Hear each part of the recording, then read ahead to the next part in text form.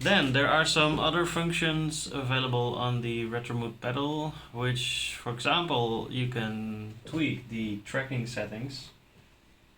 You know, once you get used to this pedal, then at some point you might want to tweak the settings a little bit, just so that you can get that one song to work on this pedal. So here you have a page for that, and it also has a explanation of all the parameters on this page.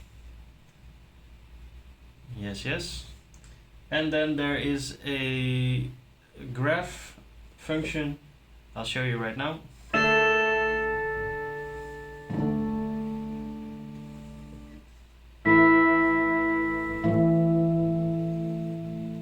This graph can be used to confirm that you made the right settings for the tracking mechanism.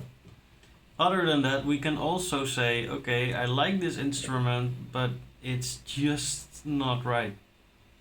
I want to change the instrument, you know, all of the settings of the instrument, they're available. So you go to this page. You see a couple of sliders here, you press on it. And then you end up on the operators page. And with the operators page, you can change all of the settings of the instrument.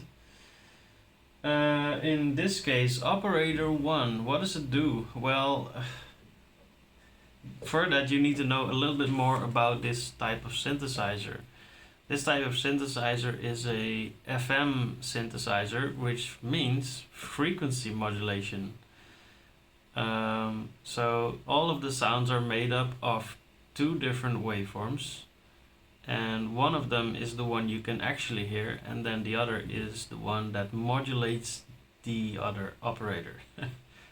So let's put that to the test.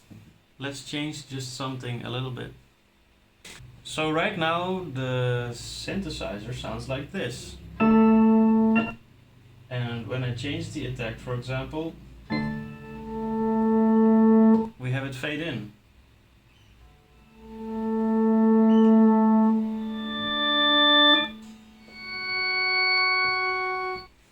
You know, so you can change all of the settings of one particular instrument, and then obviously you want to save that sound, of course. So you have save slots on the bottom.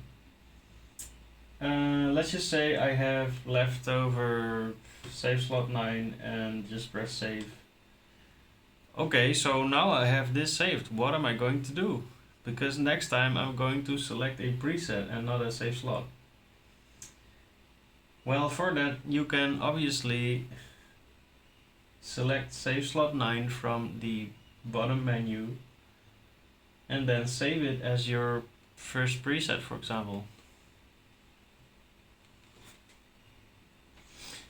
So now when I go to a different preset and then come back to preset 1, it will have the modified sound I just changed.